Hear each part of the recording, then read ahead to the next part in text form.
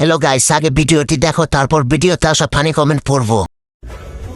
আমি আমার মার ফোন ইউজ করি। আপনি আমাকে যখন তখন কল দিয়েন না, যখন তখন কল দিয়েন না।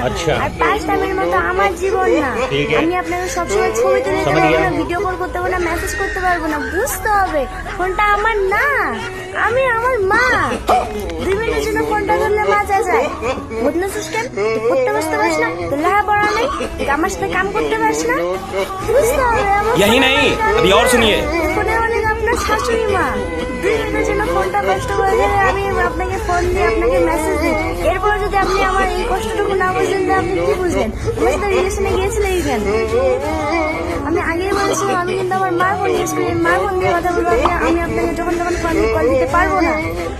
আপনি যদি আমার একটু কষ্ট না বলেন, তাহলে কি বুঝলেন? আর আপনাদের কেমন করবে একটু কমেন্টে বলো। तो चलिए शुरू करते हैं। তোকে ভালোবাসার দরকার নাই, তুই স্কুলে যা। দুধের দাঁত পড়েনি, প্রেম মারাও। ছোট বোন গরমের ছুটি শেষ হয়ে গেছে, যাও স্কুলে যাও, অনেক হয়েছে।